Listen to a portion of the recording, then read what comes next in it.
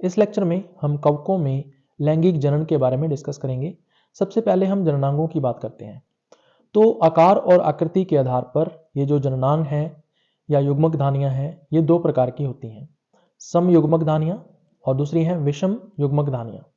सबसे पहले सम युग्मक धानियों की बात करते हैं। सम का मतलब होता है समान। जब दोनों की दोनों जो युग्मक धानियां हैं या दोनों के दोनों जो जननांग हैं, यानी नर जननांग और मादा जननांग, वो आकार और आकृति में एक समान होते हैं, यानी बाहर से देखकर हम ये नहीं बता सकते कि ये नर जननांग है और ये मादा जननांग है, तब इस तरह की जो युग्मक धानियां हैं वो सम युग्मक धानियां कहलाती हैं। जैसा कि आप डायग्राम के अंदर देख सकते हो, यहाँ पे दो युग्मक धानियां या जननांग प्रदर्शित किए गए हैं, दोनों के दोनों आकार और आकृति में एक समान है, इसलिए इनको सम युग्मक धानियां कहते हैं। तो एक को हम प्लस से प्रदर्शित करेंगे, दूसरे को माइनस से प्रदर्शित करेंगे। समयुग्मक धानियां हमें देखने को मिलती हैं जाइगोमाइसिटीज और ट्राइकोमाइसिटीज जो वर्ग है इनके कवकों के अंदर। दूसरा विषम युग्मक धानियों की बात करते हैं। जैसा कि नाम से पता चल रहा है, विषम, विषम का मतलब होता है भिन्न। तो जब कहते हैं कि दोनों के दोनों जो जननांग है, नर जननांग और मादा जननांग, आकार व आकृति में भिन्न हो, यानी बाहर से देखकर हम ये बता सकें कि ये नर जननांग है और ये मादा जननांग है, तब हम उसको बोलेंगे विषम युग्मक धानियां। अब फिर ये दो प्रकार की आगे, नर जननांग और मादा जननांग। नर जननांग हमेशा पूंधानी कहलाता है और मादा जननांग जो है फिर आगे दो प्रकार के हो सकते हैं, ऊगोनियम या जिसको अंडधानी कहते हैं, और दूसरा होता है एस्कोगोनियम या जिसको एस्कोधानी कहते हैं। अब डायग्राम के अंदर हम लोग देख सकते हैं पूंधानी प्रदर्शित की गई है पहले, जिसमें केवल एक ही नर केंद्रक जो है वो देखने को मिलता है। दूसरी तरफ अंडधानी प्रदर्शित की गई है और अंडधानी में बहुत सारे आपको मादा केंद्रक जो है वो देखने को मिलेंगे। अब ये अंडधानी हमें ऊमाइसिटीज वर्ग के कवकों में देखने को मिलती है। उसके बाद एस्कोधानी की बात करते हैं। अब एस्कोधानी में एक संरचना होती है ट्राइकोगाइन। अब ये ट्राइकोगाइन उपस्थित है या अनुपस्थित है, इस आधार पर फिर एस्कोधानी दो तरह की होती है। इनकी जो आकृति है फिर आगे दो तरह की होती है। पहली होती है बेलनाकार। तो बेलनाकार जब एस्कोधानी होती है तब इसमें ट्राइकोगाइन अनुपस्थित होता है, यानी ये ट्राइकोगाइन रहित संरचना है। तो आप देख सकते हो डायग्राम के अंदर यहाँ पे एक बेलनाकार एस्कोधानी प्रदर्शित की गई है और इसके अंदर बहुत सारे मादा केंद्रक हैं। अब ये बेलनाकार जो एस्कोधानी है ये एस्कोमाइसिटीज के दो कवकों में देखने को मिलती है। एक का नाम है पेनिसिलियम और दूसरे का नाम है एस्परजिलस। दूसरी तरफ अगर हम बात करें गोलाकार, दूसरी जो शेप या आकृति आती है एस्कोधानी की वो है गोलाकार।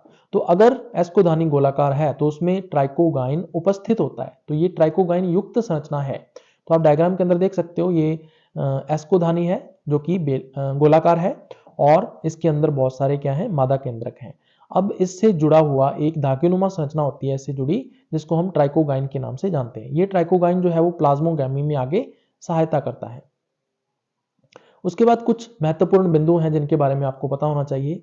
जो उच्च कवक हैं उसमें तीन वर्ग आते हैं, एस्कोमाइसिटीज, बेसिडियोमाइसिटीज और ड्यूटेरोमाइसिटीज। अब इन वर्गों के अंदर हम देखेंगे कि जननांग उपस्थित हैं या अनुपस्थित हैं, फिर जो लैंगिक जनन है वो उपस्थित है या अनुपस्थित है।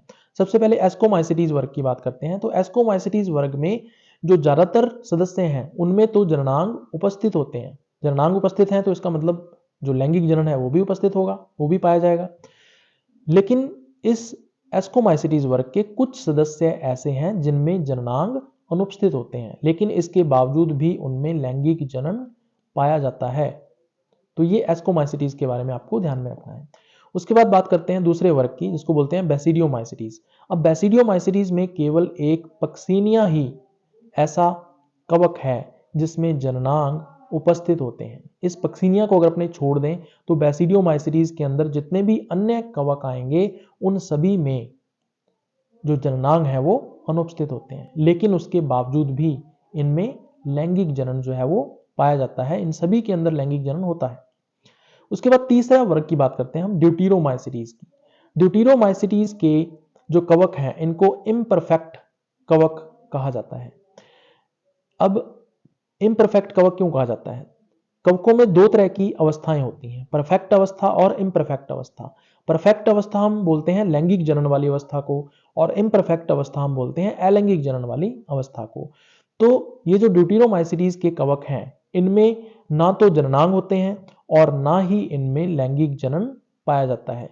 तो इसका मतलब लैंगिक जनन भी इनमें अनुपस्थित होता है। तो लैंगिक जनन अनुपस्थित होता है तो फिर कौन सा जनन होता है इनमें? केवल अलैंगिक जनन ही पाया जाता है, इसलिए इनको इम्परफेक्ट कवक कहा जाता है।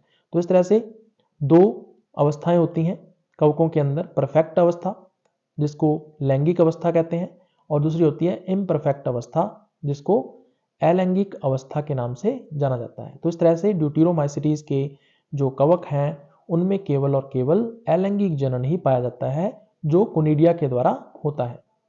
अब ये जो हमने महत्वपूर्ण बिंदु डिस्कस किए हैं इनको हम एक टेबल से समझते हैं। एक तरफ हम वर्ग की बात करेंगे, फिर जननांग उपस्थित हैं या अनुपस्थित हैं उसकी बात करेंगे, फिर लैंगिक जनन उपस्थित है या अनुपस्थित है उसकी बात करेंगे। सबसे पहले जो निम्न कवक हैं यानी लोअर फंजाई हैं, तो निम्न कवकों के 6 वर्गों के नाम मैंने आपको बताए थे। जाइगोमाइसीटीज, ट्राइकोमाइसीटीज, काइट्रीडियोमाइसीटीज, हाइफोकाइट्रीडियोमाइसीटीज, प्लाज्मोडियोफोरोमाइसीटीज और ऊमाइसीटीज। इन 6 वर्गों के जो कवक हैं उनमें सभी में जननांग उपस्थित होते हैं और जननांग उपस्थित हैं तो उसके साथ साथ क्या होगा, जो लैंगिक जनन है वो भी उपस्थित होता है। उसके बाद उच्च कवकों की बात करते हैं तो उच्च कवकों में 3 वर्ग आते हैं, एस्कोमाइसीटीज, बेसिडियोमाइसीटीज और ड्यूटेरोमाइसीटीज। एस्कोमाइसीटीज की बात करें तो मैंने अभी आपको बताया कि ज्यादातर जो सदस्य होते हैं एस्कोमाइसीटीज के उनमें जननांग उपस्थित होते हैं, तो इस तरह से लैंगिक जनन भी क्या होता है, उपस्थित होता है। उसके बाद बेसिडियोमाइसीटीज की बात करें तो बेसिडियोमाइसीटीज के ज्यादातर मेंबर्स के अंदर जननांग अनुपस्थित होते हैं और लेकिन जो लैंगिक जनन है वो उपस्थित होता है। उसके बाद ड्यूटेरोमाइसीटीज की बात करें तो इसके सदस्यों के अंदर ना तो जननांग होते हैं और ना ही इनमें लैंगिक जनन होता है। इसका मतलब जननांग और लैंगिक जनन दोनों के दोनों ड्यूटेरोमाइसीटीज के कवकों में अनुपस्थित होता है, इसीलिए इनको इम्परफेक्ट कवक कहा जाता है।